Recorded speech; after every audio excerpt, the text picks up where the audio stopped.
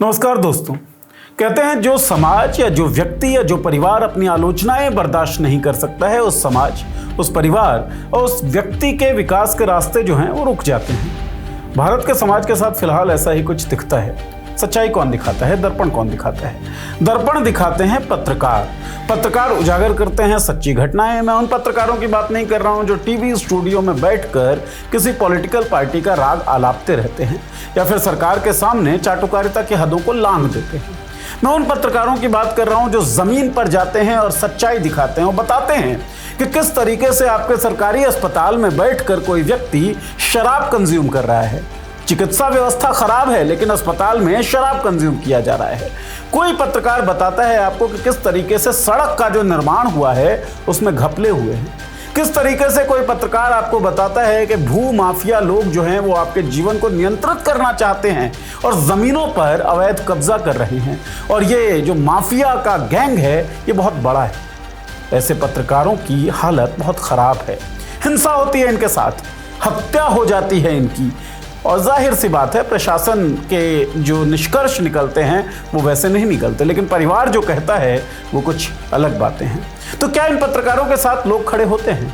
क्या इन पत्रकारों के साथ समाज खड़ा होता है? वो समाज जिसके लिए ये पत्रकार काम कर रहे होते हैं, जिसके लिए ये पत्रकार दिखाते हैं कि आपके अस्पताल से लेकर आपके स्कूल तक की स्थिति क्या है। ऐसे ही पत्रकारों की कहानी इस वीडियो में द मॉल्टिक शो के इस एपिसोड में हम आपको बताएंगे।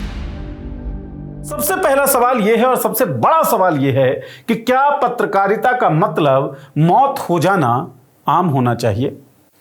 और मेटाफोरिकली इस बात को समझिए, मौत से मतलब हर उस अंजाम से है जो अंजाम किसी के डिग्निटी को छीनने वाला है। मान लीजिए प्रशासन है, प्रशासन किसी पत्रकार को पत्रकारिता करने की वजह से उठा ले क्योंकि किसी ताकतवर को पत्रकारिता जो है वो खल रही होती है, और पुलिस उस पत्रकार के साथ हिंसा करे, हिंसा भी ऐसा कि उसके गुप्तांग में पेट्रोल डाल दे, तो क्या उसके साथ आप खड़े होंगे? लेकिन इसी देश में पत्रकारों के साथ ऐसा हो रहा है और यही कारण है कि अगर 150 देशों की सूची आप निकालें ना प्रेस फ्रीडम इंडेक्स की कि कितनी आजादी है प्रेस को, तो शुरू के 150 देशों में भारत का नंबर है ही नहीं। 151वें नंबर पर भारत फिलहाल है। 159वें पे पहले था, उससे पहले 163वें पे, 180 देशों की सूची में। मतलब सबसे खराब फ्रीडम ऑफ प्रेस की अगर बात की जाए तो भारत उसमें दिखता है, और कितने दुर्भाग्य की, कितने अफसोस की बात है। लेकिन फैक्ट तो है और फैक्ट जाहिर हो जाता है। आप बीते कुछ दिनों से अगर मॉल्टिक्स को देख रहे हैं तो आपको पता पड़ गया होगा कि मॉल्टिक्स का फेसबुक पेज जो है वो बैन कर दिया गया था। तो आलोचनाएं अगर सत्ता को बर्दाश्त नहीं होंगी तो पूरे समाज को बर्दाश्त कैसे होगी? जो छोटे छोटे सत्ताधीश हैं, जो छोटे छोटे महंत हैं, ठेकेदार हैं, उनको कहां से बर्दाश्त होगा पत्रकारिता? कैसे बर्दाश्त होगी सच्चाई? उत्तर प्रदेश से लेकर उत्तराखंड तक, महाराष्ट्र से लेकर गुजरात तक, छत्तीसगढ़ तक, हर जगह सच्चाई दिखाने वाले पत्रकारों की हालत जो है वो खस्ता है।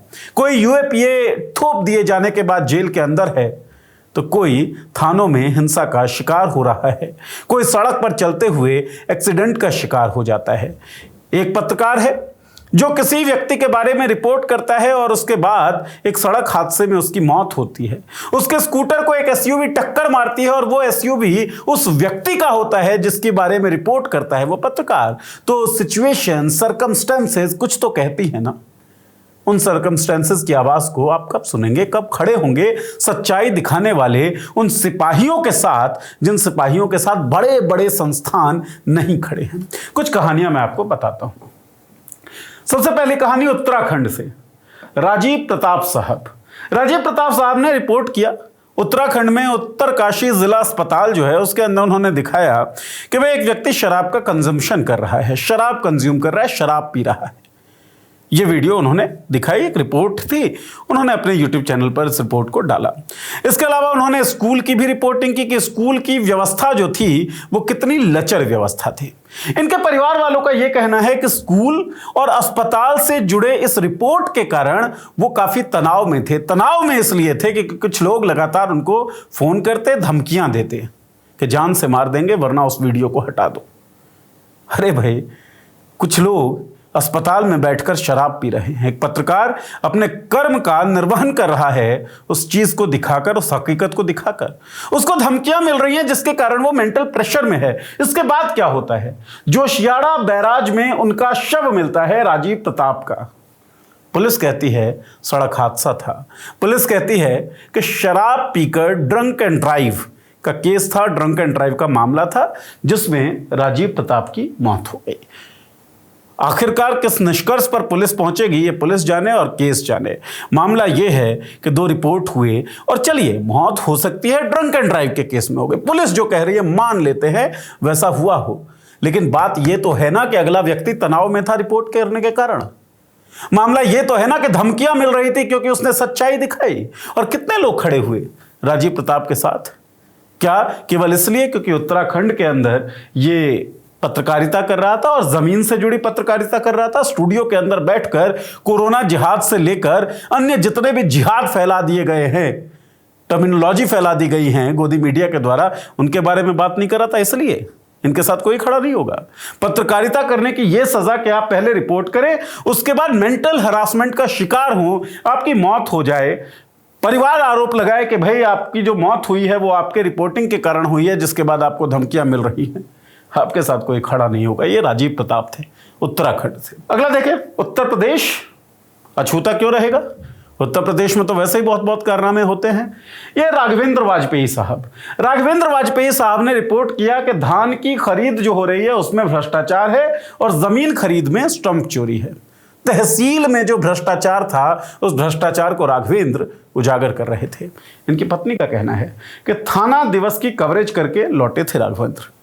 जिस दिन इनकी हत्या होती है उस दिन की कहानी है ये। तभी उन्हें एक फोन आता है। इसके बाद वो बाइक से सीतापुर के लिए निकलते हैं, लेकिन लखनऊ दिल्ली हाईवे पर जैसे ही रेलवे ओवरब्रिज पर हेमपुर के पास पहुंचते हैं, उनकी गोली मारकर हत्या कर दी जाती है।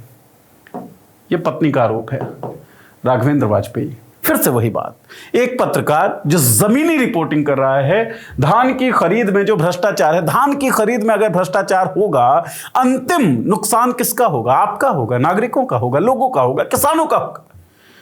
उस अंतिम व्यक्ति के नुकसान की बात करने वाला पत्रकार जो है वो हादसे का शिकार हो जाता है। हादसे नहीं बल्कि हत्या का शिकार हो जाता है। कौन खड़ा होता है राघवेंद्र के साथ? और क्यों इस तरह का माहौल बना दिया गया है कि अगर आप रिपोर्टिंग करेंगे, सच्चाई बोलेंगे, तो आपके साथ इस तरह की घटनाएं हो जाएंगी?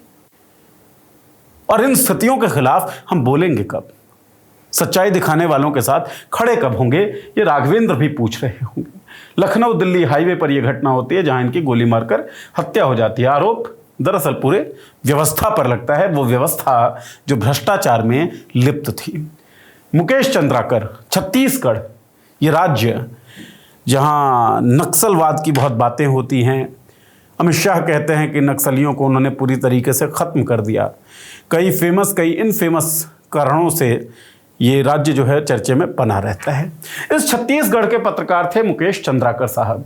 बीजापुर जगह है, वहां सड़क निर्माण में करोड़ों का भ्रष्टाचार इन्होंने ब्रेक किया, इन्होंने उजागर किया, रिवील किया कि भाई सड़क के निर्माण में भ्रष्टाचार चल रही थी। ठेकेदार जो है वो भ्रष्टाचार कर रहा था। स्थानीय ठेकेदारों परेशान हो गए। भाई सड़क निर्माण हो रहा था, भ्रष्टाचार। और आप तो देखते होंगे ना, आपके आसपास भी जो सड़कें हैं वो सुबह बनेंगी और अगली सुबह टूटी हुई मिल जाएंगी आपको। एक बरसात का सीजन जो है वो सड़कें झेल नहीं पाती है। क्यों नहीं झेल पाती है? क्योंकि भ्रष्टाचार है। ठेकेदार सही माल डाल ही नहीं रहा है। ठेकेदार का अपना कट होगा, जिसने उसको ठेका दिया उसका अपना कट रहता होगा। इन कट्स को अगर कोई पत्रकार, परेशान आप सब हैं, सड़कों की परेशानी सबको है, जितने लोग वहां से गुजरते हैं। लेकिन एक व्यक्ति है जिसका काम ही यही है कि आपकी परेशानी का बायस, आपकी परेशानी का जो कारण है उसे वो उजागर कर सके, और वही काम मुकेश चंद्राकर ने किया था। तो जो ठेकेदार थे, जो भ्रष्टाचार करके कट कमा रहे थे, वो परेशान हुए। मुकेश के साथ क्या हुआ? रिपोर्टिंग की और उसके कुछ ही दिनों बाद एक सेप्टिक टैंक में मुकेश चंद्राकर का शव मिलता है, लाश मिलती है। आरोप लगता है एक लोकल ठेकेदार सुरेश चंद्राकर पर। यह स्थिति है छत्तीसगढ़ की। उत्तराखंड, उत्तर प्रदेश की स्थिति हमने बताई, और ये छत्तीसगढ़ की स्थिति थी। मुकेश चंद्राकर के साथ क्या हुआ? कितने लोग मुकेश चंद्राकर के साथ खड़े हुए? कितने लोग सच की आवाज के साथ खड़े हुए? सोचिएगा। अगली कहानी पे चलते हैं। शशिकांत वारिशे, महाराष्ट्र। मुंबई माया नगरी आती है महाराष्ट्र में, बड़ा लाइमलाइट रहता है मुंबई पर, चकाचौंध भरी दुनिया है। उस चकाचौंध भरी दुनिया में एक पत्रकार हैं शशिकांत वारिशे, और कहना पड़ेगा पत्रकार थे शशिकांत वारिशे। क्यों थे हुए वो समझिए। रत्नागिरी रिफाइनरी प्रोजेक्ट में अवैध जमीन सौदे के ऊपर उन्होंने एक रिपोर्ट किया। जो आखिरी इनका रिपोर्ट था उसमें पंधारीनाथ अंबेडकर का जिक्र इन्होंने किया था कि ये जो अंबेडकर हैं इनकी फोटो मोदी के साथ, इनकी फोटो देवेंद्र फडणवीस के साथ, इनकी फोटो एकनाथ शिंदे के साथ, जब एकनाथ शिंदे जो है वो महाराष्ट्र के मुख्यमंत्री थे, देवेंद्र फडणवीस जो है वो डिप्टी चीफ मिनिस्टर थे महाराष्ट्र के। पोस्टर लगा हुआ था, इनकी फोटोज का पोस्टर जो था नरेंद्र मोदी, देवेंद्र फडणवीस, एकनाथ शिंदे के साथ था। इस अंबेडकर का जिक्र था, और इसका जितना भी क्रिमिनल रिकॉर्ड है, आपराधिक पृष्ठभूमि जो इसकी थी, उसको लेकर भी रिपोर्ट किया था शशिकांत वारिशे ने। शशिकांत वारिशे साहब 7 फरवरी 2023 को एक सड़क हादसे में मर जाते हैं। ठीक है, सड़क हादसे होते रहते हैं, बहुत मुमकिन है सड़क हादसा ही रहा हो। बस आपको एक सर्कमस्टेंस बताता हूं, एक स्थिति बताता हूं। सड़क हादसे में वारिशे साहब स्कूटर पर थे और एक एसयूवी उनको टक्कर मारती है।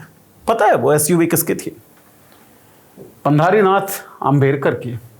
पंधारीनाथ अंबेडकर की जो एसयूवी है वो शशिकांत के स्कूटर को टक्कर मार देती है, शशिकांत की मौत हो जाती है। सड़क हादसा बताया जाता है। फैक्ट ये भी है किसी अंबेडकर के खिलाफ एक रिपोर्ट वारिशे साहब जो हैं वो करते हैं। इत्तेफाक बहुत हैं। इत्तेफाकों पे आपका विश्वास कितना है ये हमें बताइएगा। ये थी महाराष्ट्र की कहानी। फिर आता है सिद्दीकी कप्पन, काफी चर्चित नाम। उत्तर प्रदेश की घटना है, हाथरस में गैंगरेप हुआ था। ग्राउंड रिपोर्टिंग करने जा रहे थे सिद्दीकी, और हाथरस में जिस तरीके से प्रशासन की मिलीभगत के बाद उस शव को जलाया गया रात के अंधेरे में, वो अपने आप में बहुत दुर्भाग्यपूर्ण समय था देश के लोकतंत्र के लिए। रिपोर्टिंग तो जरूरी थी ना, कोई तो होता जो सच्चाई दिखाता, सच्चाई बताता। उस सच्चाई को बताने के लिए सिद्दीकी कप्पन जो है वो हाथरस गैंगरेप केस की रिपोर्टिंग के लिए वहां जा रहे थे। यूएपीए के तहत गिरफ्तार कर लिए गए। यूएपीए के तहत सिद्दीकी कप्पन ग्राउंड रिपोर्टर जो हाथरस गैंगरेप को रिपोर्ट करने के लिए जा रहे थे, गिरफ्तार किए जाते हैं, 3 साल जेल में डाल दिए जाते हैं। आप सिद्दीकी कप्पन के साथ खड़े हुए क्या? आवाज आपने उनके पक्ष में बुलंद की क्या? मैं क्यों पूछ रहा हूं ये अंत में बताऊंगा, और आपकी जिम्मेदारी क्यों बनती है। ऐसा नहीं है कि आप इस अकाउंटेबिलिटी से बचेंगे, और ऐसा नहीं है कि सच्चाई दिखाने का पूरा ओनस जो है वो पत्रकारों के ऊपर है। मैं ऐसा क्यों कह रहा हूं मैं बताऊंगा लास्ट में, बार बार आपको ये बात कह रहा हूं। अगली कहानी सुनिए। राघव त्रिवेदी हमारे अपने रिपोर्टर थे राघव, और जिस घटना का मैं जिक्र कर रहा हूं ये उसी समय का था जब 2024 लोकसभा चुनाव चल रहे थे। राघव ग्राउंड रिपोर्टिंग के लिए मॉलिटिक्स की तरफ से गए हुए थे। उत्तर प्रदेश की घटना है, अमित शाह की रैली थी। राघव अमित शाह की रैली कवर कर रहे थे। राघव को कुछ महिलाएं मिली, राघव ने बातचीत की महिलाओं से, और राघव ने पाया, महिलाओं ने बताया, वीडियो है प्रॉपर, महिलाएं बताती हैं कि भाई 100 रुपए उनको मिले हैं और 100 रुपए देकर उनको बुलाया गया है रैली में। रैली क्यों था, क्या था, कुछ मतलब नहीं। आम फहम तौर पर सब लोग ये बात कहते हैं, आपने सुना भी होगा, कभी बोला भी होगा, शायद कभी देखा भी हो कि नेताओं की रैलियों में भीड़ जो है पैसे देकर बुलाई जाती है। वीडियो में राघव ने ये बात कैप्चर किया, ये बात रिकॉर्ड किया। पता है उनके साथ क्या हुआ? रैली में भारतीय जनता पार्टी से जुड़े कुछ कार्यकर्ताओं ने राघव को पकड़ा, राघव के साथ हिंसा की, पिटाई की, राघव को पीटा गया। तो एक पत्रकार जो एक रैली कवर करने जा रहा है, जो एक ऐसे सच को दिखा रहा है जो सच आम फहम तौर पर, आम बोलचाल में, आम विमर्शों में आप लोग भी कभी ना कभी बोलते रहते होंगे, जब उसको रिकॉर्ड कर लिया गया, दस्तावेजीकरण हो गया उसका, तो राघव को के साथ हिंसा होती है, बीजेपी कार्यकर्ताओं पे आरोप लगता है।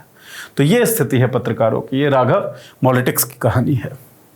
और देखें, सुरेश वडेचा, गुजरात, वो राज्य जिसके मॉडल का काफ़ी जिक्र होता है। मॉडल कितना हवाई था और कैसा गुब्बारा था वो खैर अब साबित हो चुका है।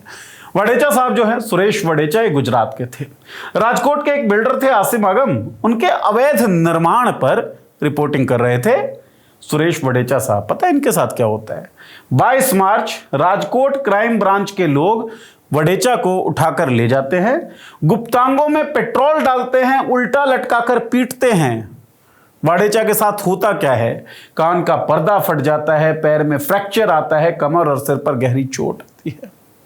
क्यों? क्योंकि एक व्यक्ति आसिम अगाम के अवैध निर्माण पर यह रिपोर्ट कर रहे थे। मतलब ताकतवर व्यक्ति कुछ भी करे, कैसा भी भ्रष्टाचार करे, धान की खरीद में धांधली करे, जमीन की बिक्री में धांधली करे, लेकिन एक पत्रकार जो सच्चाई को दिखा रहा हो, वो पत्रकार को किसी भी तरीके का कोई सेफगार्ड नहीं मिलेगा। वो ताकतवर व्यक्ति जो है भ्रष्टाचार करता रहेगा, अपराध करता रहेगा और एक अपराध और जोड़ देगा। पत्रकार को हैरेस करने का, पत्रकार को प्रताड़ित करने का यह आजादी ताकतवरों को कैसे मिल जाती है, क्यों मिल जाती है? कभी सवाल पूछा आपने? पूछना पड़ेगा। अगली कहानी पे आइए। रवि नायर सरकार और अडानी की मिली भगत पर रिपोर्ट करते हैं, ट्वीट करते हैं। रवि नायर के खिलाफ मानहानि का मुकदमा ठोका जाता है और मानहानि के मुकदमे में रवि नायर जो पत्रकार हैं उनको 1 साल की सजा सुनाई जाती है। अडानी, इनकी जो ग्रोथ स्टोरी है पॉलिटिक्स पे भी हम लोगों ने छापी, आप देख सकते हैं सर्च करके। अडानी के ऊपर कई स्टोरीज हैं। मोदी जी के प्रधानमंत्री बनने के बाद अडानी के पूरे बिजनेस में, अडानी के पूरे एम्पायर में जो एक्सपोनेंशियल राइज हुआ है वो हम सबको पता है, हम सब देखते हैं, हम सब जानते हैं। उसके बाद कई सारे आरोप पॉलिटिकल ऑपोजिशन जो है वो भी लगाता है अडानी के ऊपर। कई चीजें सर्कमस्टेंशियली प्रूवन है कि नरेंद्र मोदी विदेश यात्रा पे जाते हैं, उसके बाद अडानी जो है वो सबसे बड़ा बेनिफिशियरी बन के उभरता है। कई देशों ने जो सौदे किए गए थे उन सौदों को खारिज भी किया, रिजेक्ट भी किया। उस अडानी के खिलाफ और अडानी और सरकार की मिली भगत जिसका आरोप बार बार पॉलिटिकल ऑपोजिशन भी लगाती है, लीडर ऑपोजिशन राहुल गांधी भी लगाते हैं, उस लाइन पर रवि नायर जो हैं सरकार और अडानी की मिली भगत पर एक रिपोर्ट करते हैं, डिफेमेशन झेलते हैं और जेल भेज दिया जाता है डिफेमेशन के केस में। पत्रकार को कैसे कर पाएंगे पत्रकारिता भाई? आपने कभी पूछा? बताऊंगा बाद में। हाँ, अगली कहानी आइए। पत्रकार, इनके डर देखिए क्या क्या है। सबसे पहले कोई पत्रकारिता करना चाहता है, अगर वो डिजिटल स्पेस पे है तो उसकी डिजिटल लिंचिंग होती है। ट्रोल आर्मी उसके पीछे लग जाती है, ट्रोल करती है, गालियां देती है, परिवार के नाम पे गालियां देती है, धमकी देती है कि बाहर मिलो, सुबह मिलो, यहां मिलो, वहां मिलो, हिंसा करती है। कई बार उनके साथ उनकी हत्या भी हो जाती है। प्रशासन बिना वारंट के उठा लिए जाते हैं। अभी अभी हमने आपको वडेचा साहब की कहानी बताई। हिरासत में उनको यातनाएं दी जाती हैं, झूठे केस उनके ऊपर दर्ज कर लिए जाते हैं। पत्रकारिता के डर हैं ये। पत्रकारों के डर लिखा तो है, लेकिन ये पत्रकारिता का डर है। पत्रकार तो बेचारे जो पत्रकारिता कर रहे हैं ना आज के दौर में भी डरते वरते नहीं हैं। उनको सारी आशंकाओं को वो समझते हैं, जानते हैं, उसके बावजूद रिपोर्ट कर रहे होते हैं। और इसीलिए मैं आपसे बार बार सवाल पूछ रहा हूँ, खड़े हुए क्या आप उनके साथ? सरकार अकाउंट बैन कर देती है, उसकी कहानी तो कई बार हम लोग बोल चुके हैं, बता चुके हैं, नोदा न्यूज़ में भी आपने देखा ही होगा। केस लग जाता है, जेल चले जाते हैं, ये कहानी भी हमने आपको बताई। कोर्ट जो है सुनवाई टालती रहती है, जमानत पत्रकारों को मिलती नहीं है कोई, क्योंकि है नहीं जो पत्रकारों के साथ खड़ा हो। और जब ऐसा नहीं होता तो स्थिति ये हो जाती है। RRAG की रिपोर्ट है 2022 में टोटल नंबर ऑफ प्रताड़ित पत्रकार जो थे 194। राज्य एजेंसियों द्वारा निशाना 103 पत्रकारों को बनाया गया। 70 पत्रकार गिरफ्तार किए गए या हिरासत में लिए गए। सिर्फ जम्मू और कश्मीर की अगर बात की जाए तो 48 पत्रकार जो थे उत्पीड़ित वो जम्मू कश्मीर से थे। केवल जम्मू कश्मीर बहुत बड़ी भावना जुड़ी है हम लोगों की जम्मू कश्मीर से। बहुत बड़ी बड़ी बातें जम्मू कश्मीर के बारे में की जाती हैं। अच्छा, धारा 370 जब हटा तब तो राजस्थान वाले लोग जो तो वो भी जम्मू कश्मीर में ज़मीन खरीदने को लेकर लालायित थे। बिहार वाले भी पलायन करते हैं, पलायन पे सवाल नहीं पूछते। लेकिन धारा 370 हटता है तो जम्मू कश्मीर में उनको ज़मीन लेनी होती है। इस जम्मू कश्मीर में सच्चाई दिखाने वाले पत्रकारों की अगर बात करें तो 48 पत्रकार जो है उत्पीड़ित केवल जम्मू कश्मीर में। मतलब सच आप नहीं देखना चाहते क्या? आप नहीं जानना चाहते क्या? या कोई बड़ी ताकत है जो सच नहीं चाहती है दिखाई जाए? आप देखना तो चाहते हैं। अगर आप देखना चाहते हैं तो आपको इन पत्रकारों के साथ खड़ा होना पड़ेगा।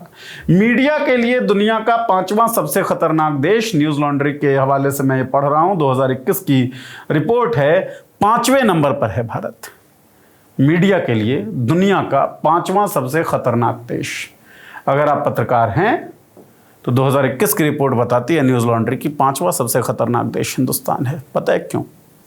क्योंकि गुलामी वाली जो मानसिकता है ना, ताकतवरों के सामने आवाज़ ना उठाना, ताकतवरों के हर जुल्म को बर्दाश्त कर लेना, ये बहुत बड़ी दिक्कत है हमारे समाज की। हम सोचते हैं ताकतवर है तो उसको लाइसेंस मिल गया किसी की भी जुबान को दबा देने का, सरकार है तो उसको लाइसेंस मिल गया किसी के भी अकाउंट को, किसी के भी पेज को उड़ा देने का। हम मान के चलते हैं ताकतवर है तो अस्पताल में दारू पी ही लेगा।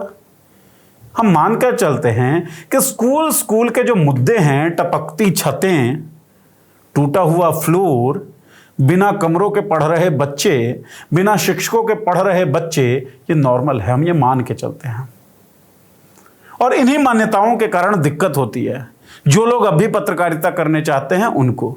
और पता है इसके पीछे किसने पहुंचाया है? सरकार, वरकार, समाज, बड़े बड़े कॉरपोरेट्स जो सच नहीं सुनना चाहते, ये तो हैं ही।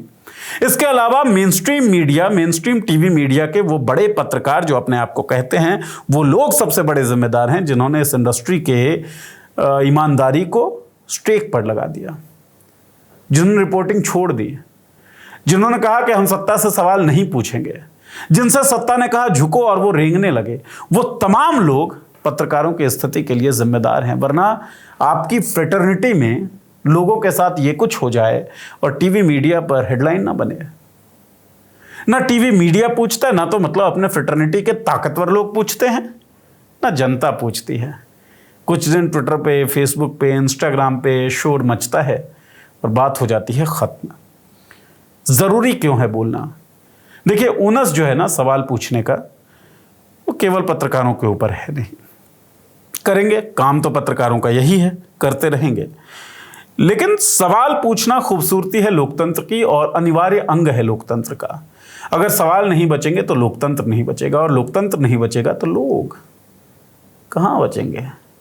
कहाँ के अधिकार? कौन सा संविधान? लोकतंत्र ही नहीं होगा तो लोकतंत्र को अपहोल्ड करने का कर्म जो है वो पत्रकार करते हैं। कुछ पत्रकार तो कर ही रहे हैं, जिनकी कहानियां मैंने आपको बताई। ये तमाम पत्रकार कोशिश कर रहे थे, लेकिन लोकतंत्र का सबसे बड़ा बेनिफिशियरी जो होता है वो लोग होते हैं।